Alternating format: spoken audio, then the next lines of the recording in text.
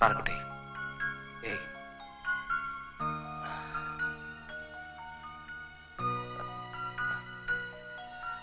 പേടിക്കണ്ട, ഡോക്ടറെങ്കിലും ഇവിടെ തന്നെയുണ്ട്.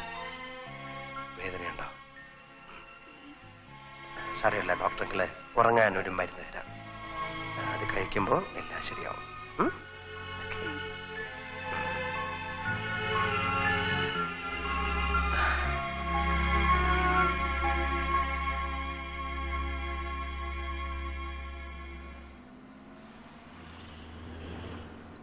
സത്യത്തിൽ എല്ലാം പഠിച്ചു കഴിഞ്ഞുവെന്ന് ഞാൻ അഹങ്കരിച്ചിരുന്നു.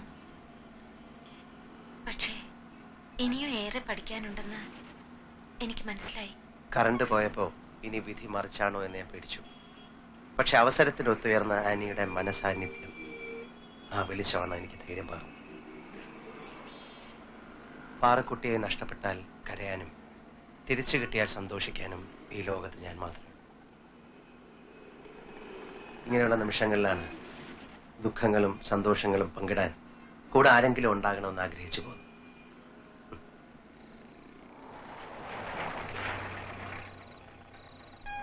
Thank you.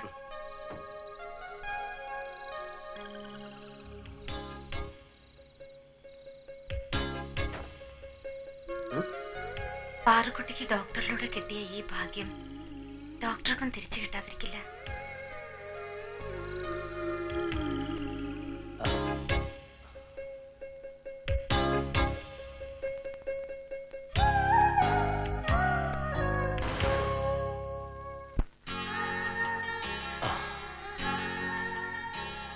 ഇനി ആനി പറഞ്ഞത് പാറക്കുട്ടിയെ കുറിച്ച് തന്നെ ആണെങ്കിലോ? ഇങ്ങനെ ഒന്ന് വിളിക്കുക. ഒന്ന് വിളിച്ചു നോക്കിയാലോ? എന്ത് പറയും? വേണ്ട. ഇത്രയും പറഞ്ഞിട്ടും മനസ്സിലായില്ലേ? അതോ ഇല്ലെന്ന് അഭിനയിക്കാണോ? അതിന് വ്യക്തമായിട്ടൊന്നും പറഞ്ഞില്ലല്ലോ. ഫോണിലൂടെ കടിച്ചു തിന്നാനൊന്നും പോണില്ലല്ലോ. ഏതായാലും വിളിക്കാം. ഇങ്ങോട്ടും വിളിക്കാമല്ലോ. ഹലോ. അല്ല, സ്വകാര്യ വേള. മനുഷ്യൻ ഭ്രാന്ത് പിടിച്ചിരിക്കുമ്പോഴാ സമയം. ഇപ്പോഴത്തെ കാലത്ത് പെണ്ണുങ്ങൾ വേണ്ടേ മുൻകൈ എടുക്കാൻ? എനിക്കിഷ്ടമാണെന്നങ്ങ് പറയും. എന്ത് ചെയ്യും?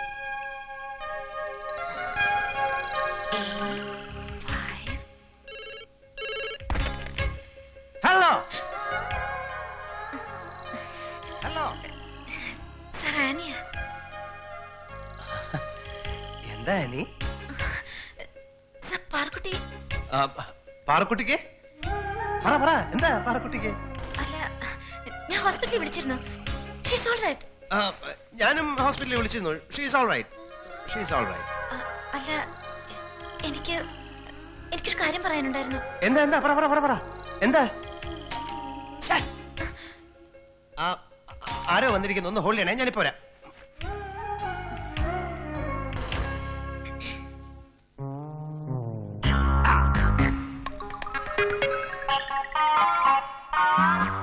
ഹലോ. Wrong number. കട്ട് ചെയ്തോ? തന്നോട് ആര് പറഞ്ഞത് കട്ട് ചെയ്യാൻ? Wrong number. ഞാൻ ഒരു ജീവൻ മരണ പ്രശ്നം സംസാരിച്ചുകൊണ്ടിരിക്കുന്നു. തനിക്കറിയാം എത്ര കാലം കൊണ്ടുള്ള ജീവൻ മരണ പ്രശ്നമാണെന്ന്?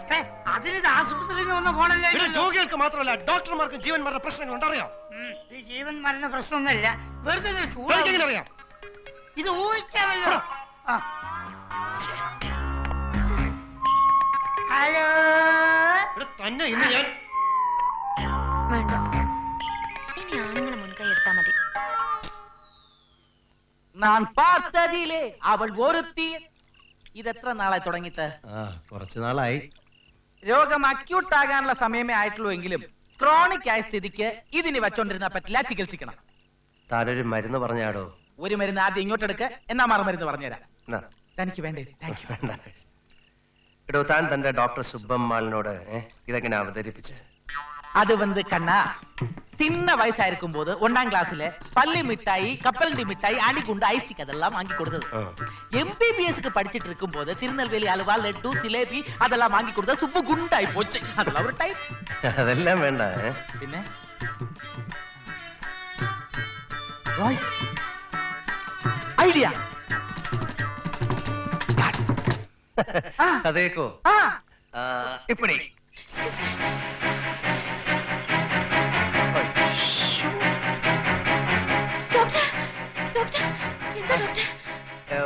ഒന്നുമില്ല, ഹാർട്ട് സൗണ്ട്സില് എന്തോ ഒരു ഇറഗുലാരിറ്റി പോലെ.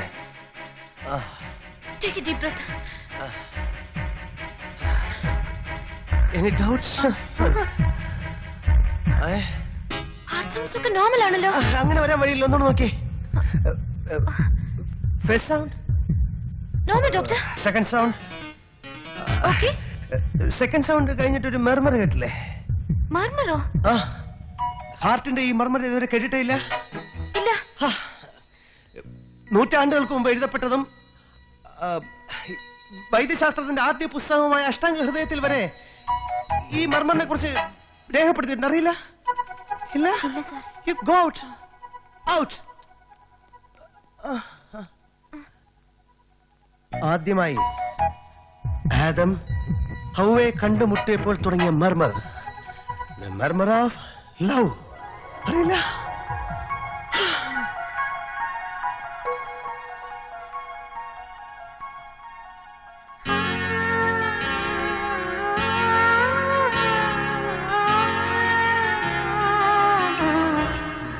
ഡോക്ടർ, എന്താണ് മർമർ?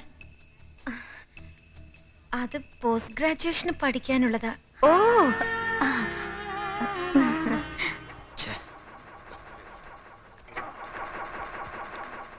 You.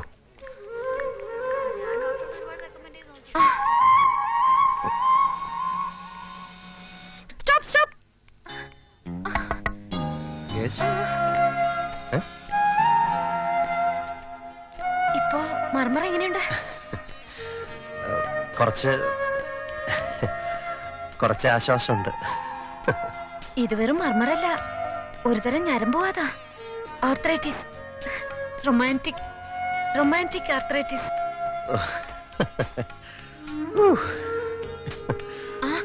ഈ രോഗത്തിനൊരു കുഴപ്പമുണ്ട്. It's contagious. ചികിത്സിക്കുന്ന ഡോക്ടറിനും കൂടി ഇത് പകരും. ഞാൻ ചികിത്സിക്കട്ടെ? ചികിത്സിച്ചോളൂ, പക്ഷെ ഒരു ഇന്റൻസീവ്, ഒരു ഇന്റിമേറ്റ് കെയർ വേണം. എങ്കിലേ അസുഖം ഭേദമാകൂ.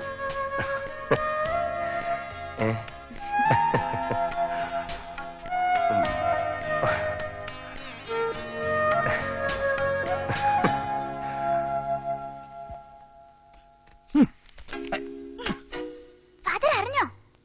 എന്താ മോളെ? അവര് തമ്മിൽ ലൈനാ. ലൈനോ?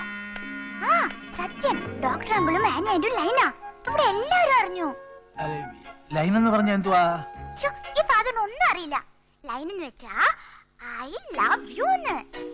എടി താൻ തോന്നി കൊച്ചുവായി വലിയ വർത്താനം പറയുന്നു. ഇക്കണക്കിൽ നീയൊക്കെ വളർന്ന് വലുതായാൽ എന്തായിരിക്കും സ്ഥിതി? ഞാൻ പറഞ്ഞെന്താ പറയല്ലേ? പറയും. Good morning father. Good morning. എന്താ രണ്ടുപേരും കൂടെ പിണങ്ങിയിരിക്കുകയാണോ? എങ്ങനെയുണ്ട് അച്ഛൻ? ഇങ്ങനെ ഒരു അസുഖം ഉണ്ടെന്ന് ഞാനിപ്പോഴാ അറിഞ്ഞത്. എന്താ ഫാദർ, വേദനയുണ്ടോ? വേദനയുണ്ട്, പക്ഷെ അതൊരു സുഖമുള്ള വേദനയാണ്. എന്താ അച്ഛൻ? ഇങ്ങോട്ട് മാറി നിൽക്ക്. ഇങ്ങോട്ട് മാറി നിൽക്കു കൊച്ചേ. ഇനി എന്താ നിങ്ങളുടെ പരിപാടി? ഇത് പറയാനും കൂടെ ഞങ്ങൾ ഇങ്ങോട്ട് വന്ന്. നന്നായി മോളെ. 5-6 കൊല്ലമായിട്ട് ഞാൻ വിചാരിച്ചിട്ട് നടക്കാത്ത കാര്യം 4 മാസം കൊണ്ട് മോള് നേടിയെടുത്തല്ലോ. നന്നായി, മിടുക്കി. ഫാദർ വേണേ ഇത് നടത്തി തരാം. പിന്നെ അല്ലാതെ ആരാ നടത്തി തരേണ്ടത്? ആദ്യം നീ ധൈര്യമായിട്ട് പോയി പെണ്ണ് ചോദിക്കുക. അതല്ലേ എന്റെ മര്യാദ. അല്ല, അച്ഛൻ എങ്ങനെ ഇത് അറിഞ്ഞത്? നിങ്ങൾ തമ്മില് ഞങ്ങൾ തമ്മിൽ ലൈനാണെന്ന് പറഞ്ഞു. ലൈനോ? ആര് പറഞ്ഞു? ഇവിടെ ഈ കാന്താരി. നോക്കട്ടെ, ആണോ?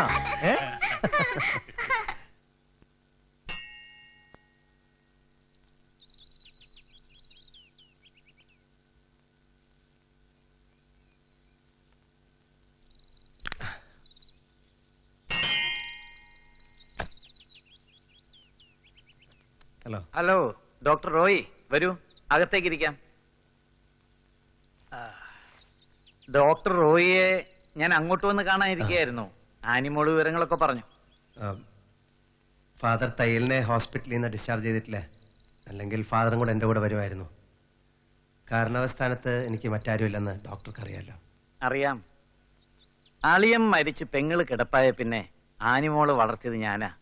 അവക്ക് നല്ലത് വരാനല്ലേ ഞാൻ ആഗ്രഹിക്കൂ. ഞങ്ങള് കുരിശിങ്ക തറവാട്ടുകാർക്ക് വേണ്ടതിലധികം പണവും പ്രതാപവും ഉണ്ടെങ്കിലും ഒരു ബന്ധം തിരഞ്ഞെടുക്കുമ്പോ മനസ്സുകൊണ്ട് ഞങ്ങൾ ഇപ്പോഴും പഴഞ്ചന്മാരാ. ആ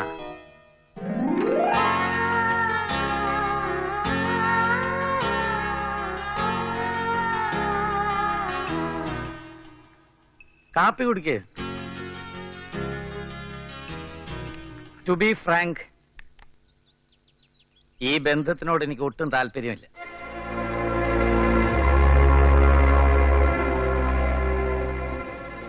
നിങ്ങളുടെ പ്രൊഫഷനിൽ നിങ്ങൾ സമർത്ഥനായിരിക്കാം. പക്ഷെ പാരമ്പര്യം പോയിട്ട് ഒരു വീട്ടുപേരിന്റെ മേൽവിലാസം പോലും ഇല്ലാത്ത നിങ്ങൾക്ക് കുരിശിങ്ക തറവാട്ടിന്ന് എങ്ങനെ പെണ്ണ് തരും?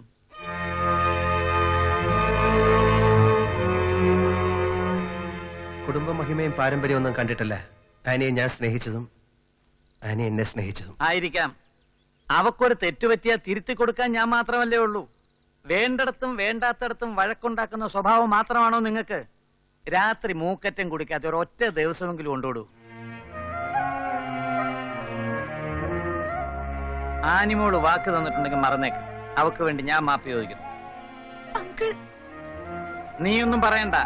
നിന്റെ അപ്പന്റെ സ്ഥാനത്ത് നിന്ന് ഞാൻ സംസാരിക്കുന്നത്.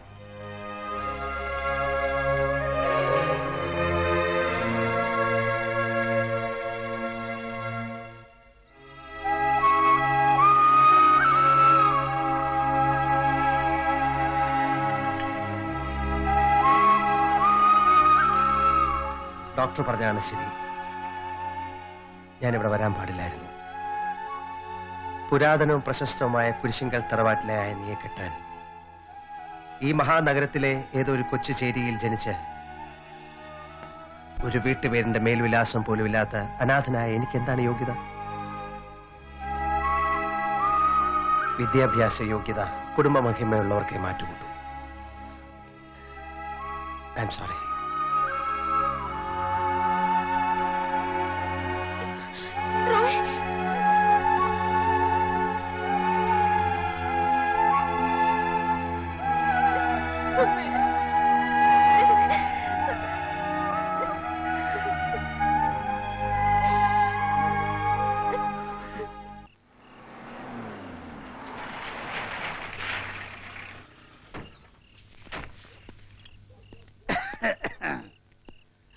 ഇയാളെങ്ങോട്ടാ ഈ രാത്രി പോണേ?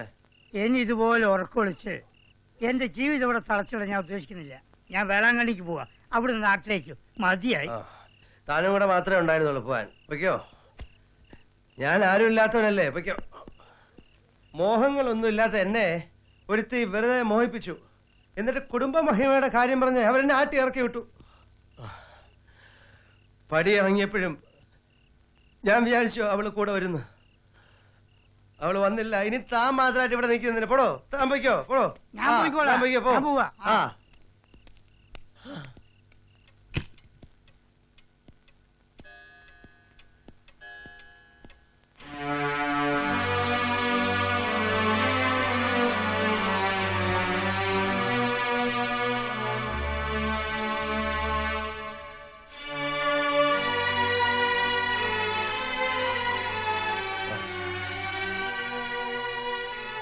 എന്തിനാ രാജകുമാരി ഈ രാത്രി ഇങ്ങോട്ട് കെട്ടിയെടുത്ത്? എന്റെ ഇല്ലായ്മകളുടെ ബാക്കി കണക്കെടുക്കാൻ? അത് എന്റെ ഈ അനാഥന്റെ ഇച്ചിരി മനസ്സമാധാനം ബാക്കിയുള്ള നശിപ്പിക്കാനോ? അനാഥൻ, ആ ഒരൊറ്റ വാക്കിൽ തലകുനിച്ചിറങ്ങിപ്പോന്ന റോയിയല്ല ഞാൻ സ്നേഹിച്ചത്. വേണ്ടതിനും വേണ്ടാത്തതിനും ചൂടാവുന്ന തന്റേടിയായ ഡോക്ടർ റോയിയുടെ ഉള്ളിലെ മനുഷ്യനെയാണ് ഞാൻ സ്നേഹിച്ചത്. ആക്ഷേപിച്ചതിലും അപമാനിച്ചതിലും അല്ല റോയ് തലകുനിച്ചത്. നിന്റെ മൗനം അതാണ് എന്നെ തളർത്തിയത്. നീ ഒരു വാക്ക് പറഞ്ഞിരുന്നെങ്കിൽ നിന്നെയും കൊണ്ട് ഞാൻ അവിടെ ഇറങ്ങുള്ളായിരുന്നു. സംസാരശേഷി നഷ്ടപ്പെട്ട് തളർന്നു കിടക്കുന്ന എന്റെ അമ്മയെ വിട്ടിട്ട് എനിക്കപ്പോ വരാൻ കഴിഞ്ഞില്ല. പക്ഷെ എന്റെ അമ്മ റോയിയോടൊപ്പം ജീവിക്കാൻ സന്തോഷത്തോടെ അനുഗ്രഹിച്ചപ്പോ എല്ലാം വിട്ടെറിഞ്ഞ് ഞാൻ വന്നു.